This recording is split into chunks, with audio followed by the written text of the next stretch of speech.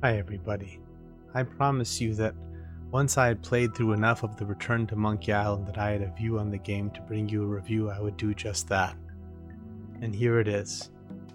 Return to Monkey Island is a masterpiece.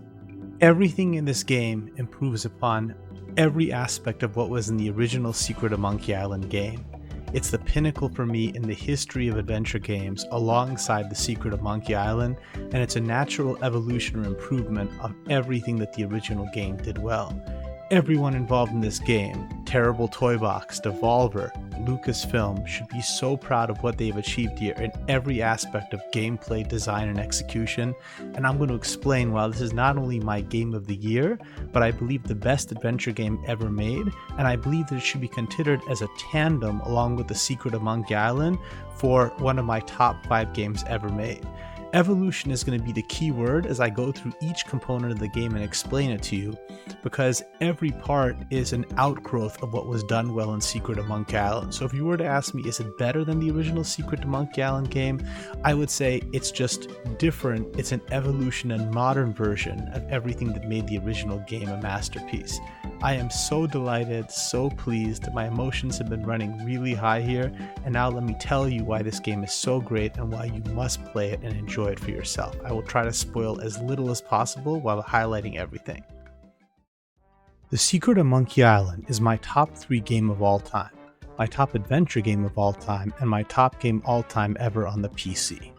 What made this original game so great? It set a high bar that the genre has been chasing after for over 30 years of how to surprise, to make us laugh, to puzzle us to our limits, to charm, and so much more. There are many layers to the original's adventure, and what is consistent is that nothing is consistent. Sometimes it breaks the fourth wall, sometimes it involves wordplay, sometimes there are sight gags, sometimes there are references to pop culture and literature alike. It is delightful. These traditions continued through each game in the series. The Return to Monkey Island knows the history it is built upon, and that fans of the genre in this series love these experiences. At the same time though, right from the outset, you know that you are playing a modern adventure game. Every system has been rethought with purpose and elegance in mind. Even from the first moments, you see in the launcher 39 lovingly crafted achievements, several of which interact with in-game systems. Some are simply letters from the heart to fans of the series from the game team. You enter the game and an arrow prompts you to review a scrapbook. This charming series of pages with voiceover offer you a quick, interactive review of what has happened in each past game of the series. I will be honest, if I have only one critique of this game, and I'll say it now, it is that through and through, this is a game designed first and foremost for people who are already big fans of Monkey Island, and they will enjoy this game more than anybody else. In fact, I would say if you've never played a Monkey Island game, play Return to Monkey Island first if you want, but you will love it the most if you have played all the other games. Maybe in fact this isn't a critique at all, as I believe every person will love the experience of playing every Monkey Island game, but I do want to admit that that is what I thought when I played the game. This introductory scrapbook, by the way, is meaningful content. I took my time, and it was 15 solid minutes of looking at every corner of each page and listening to every line of click dialogue. Now you're in the game. You begin with a prelude that, alongside Cuphead, is the best and most creative experience I've seen in recent memory of providing you a tutorial of everything the game has to offer without making you feel like you're playing a tutorial. You learn the game's modified version of Scum, hilariously called the Dinky system, which is highly intuitive and fun to control. I tried it on both mouse and keyboard and controller, and both played great. The art style is gorgeous. Start counting when you begin the game how many times your jaw drops at things like fire and light effects, and even small things like the use of color. This game has multiple art design choices that really work for me, including multi-plane cameras, an angular feel to landscapes like how the governor's mansion seems to trail off in the sky, or how Wally's desk is tilted. The level of detail on characters and their surroundings is immaculate. I also love how if you just stop doing anything, every character and scene in the game has passive animation that you can enjoy. I found myself stopping in every scene with every character and just seeing how they would pace or what things would move around in the background.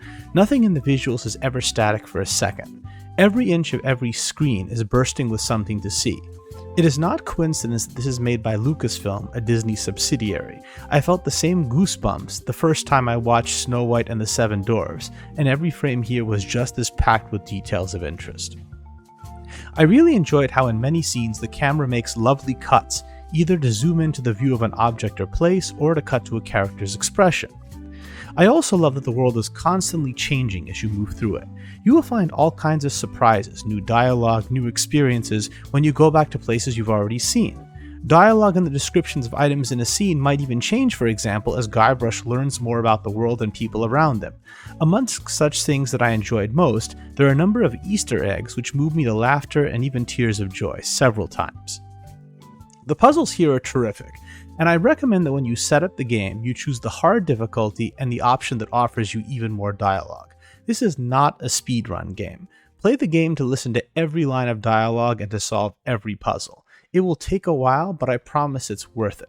And heck, even if you get stuck, there's a great book with a list of what you must do presented in a lovely way, and a hint book you eventually get from the Voodoo Lady.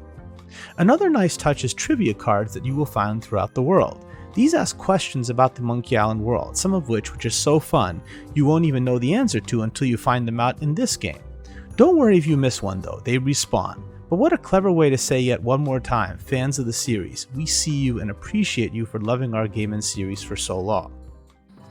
All the voice acting in this game is A+. I was a bit worried what would happen with some actors not being able to participate in this game who were in past titles, most notably Earl Bowen, but everybody stepped up here and did a beautiful job. Even for characters voiced by new actors, they made the parts their own, and I was convinced and moved each time.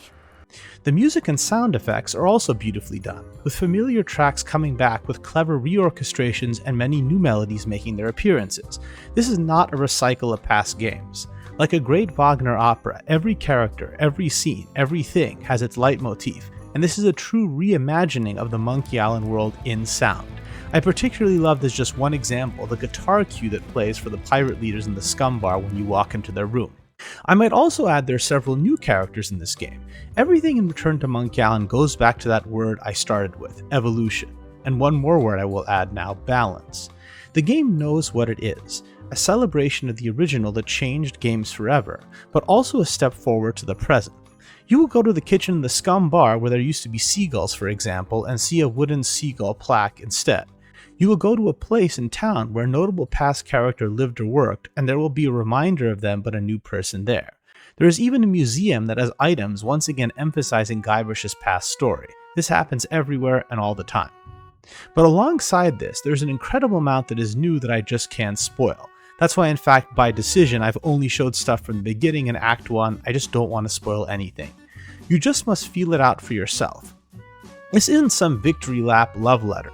It is a massive celebration that takes the series and games forward and brings everybody along for the ride. Finally, one more word for this game, restraint.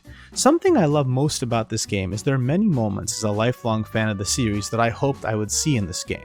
I dreamt about them for decades. Every single major moment I hoped for was, in fact, in the game. But sometimes you have to wait a while before that moment came. In fact, it's even more clever than this sometimes, as the game will beautifully tease you by making you think something you had dreamed would be in the game would be there, and then it's not. But later, you feel like $1 million and rewarded for your patience by continuing to move through the game when that moment appears. The best stuff you get by going through all the dialogue also, so again, be patient and take your time. In closing, this game makes me feel like I'm standing on clouds. I dreamt of this game for over 30 years, and now that it is finally here, now that I've finally played it, I can tell you it not only lived up to, but exceeded every expectation that 9-year-old Amir hoped he would see if Ron Gilbert and Dave Grossman and team ever came back for one more ride. What a stylish coronation for the champion of adventure and PC games. This is my Game of the Year as of today for 2022, and it is the new high water mark for adventure and humor in my book. I will place it in a joint spot with The Secret of Monkey Island because they go together and I can't separate them, as the original and its modern evolution, as my third best games of all time. Let's call them 3A and 3B. I can finally wake up tomorrow happy, knowing that the video game I had wished for more than any other in my life was a perfect encapsulation of what the video game industry and its remarkable people can do when they love each other, the game that they are making, its source material, and its fans, as much as we love them in the game. This is a must-buy, particularly at its very reasonable $25 price point, and I hope you will join me in both playing this game and even better, the entire Monkey Island series. There are few media experiences in this lifetime that it is a grave error to miss out on, and this remarkable game achievement reminds us that the Monkey Island series will always be at the top of that list. Thank you very much, everybody.